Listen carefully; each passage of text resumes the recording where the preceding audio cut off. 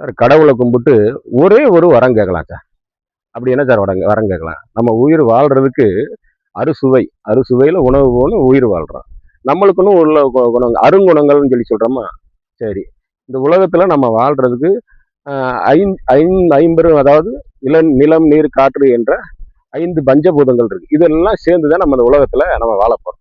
இவ்வளவுலாம் இருக்கையில நம்ம என்னத்த தான் கடவுள்ட்ட கேட்கறது? சார் வாழ்க்கை எனக்கு கடவுளே எனக்கு ரொம்ப சந்தோஷமா இருக்கணும். எல்லாமே நல்லதா நடக்கும்னு நினைச்சு பாருங்களேன். நம்ம ஒரு ரூம்ல இருக்கோம். கேட்கறது பிறகு டக்கு டக்கு டக்குன்னு மாயாஜால படத்துல வந்த மாதிரி வந்துகிட்டே இருக்கு. கேட்கற சாப்பிடுறோம், இப்ப கேட்கற பாக்குறோம். எல்லாமே கிடைச்சிருச்சுன்னு வைங்களேன். சார் வாழ்க்கை ரொம்ப போர் அடிச்சிருச்சு சார். அதை விட கொடுமை எதுவுமே இல்ல. நிஜமான்னு கேட்டீங்கன்னு வச்சுங்களேன், நல்ல வசதியான வீட்டுல ஒரு வயசான தாத்தா பாட்டி இருக்காங்க பாருங்க. எல்லாமே அவங்க அப்பா அம்மா அவங்க பிள்ளைங்க வந்து ஃபாரின்ல இருந்து ஆர்டர் போட்டாலும் வீட்டுக்கு வந்துடும். ஆனா அவங்க நிம்மதியா இருக்காங்கன்னு தெரியல. அது ஒரு சிறை.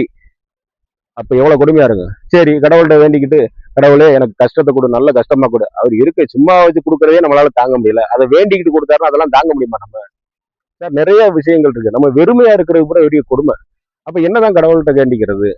சார் எந்த சூழ்நிலையிலையும் வாழ்க்கையில கடந்து போக சக்தி கொடு. என்ன சார் கடந்து போக சக்தி கொடு? இப்படி வாழ்க்கையில நல்ல விஷயங்கள், துயரமான விஷயங்கள், வெறுமையான விஷயங்கள், ஒவ்வொரு விஷயங்களும் நடக்கும். நம்ம வீட்டுல ஒரு சுப நிகழ்ச்சி நடக்கும். நல்லபடியா நடந்துருச்சா நல்லா நடக்கும். அடுத்து நம்ம கடமையை செய்ய என்ன சார் கஷ்டத்தை கூட சந்தோஷமா இருக்கிறத கூட தாண்டி போகணுமா அப்படின்னு கேட்டீங்கன்னா, ஆமா அதை தாண்டி போக முடிஞ்சாதான் நம்மளுக்கு வீட்டுல ஒரு துயரமான சம்பவம் நடந்தாலும் இதையும் நம்மளால தாண்டி போக முடியும். ஒரு வெறுமையா இருக்க காலத்துல இதையும் நம்மளால தாண்டி போக முடியும்.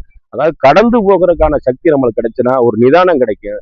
அப்படிப்பட்ட மனுஷன் வாழ்க்கையில கடைசி வரைக்கும் நிம்மதியா இருப்பான். அதுதான் பெரிய வரம்.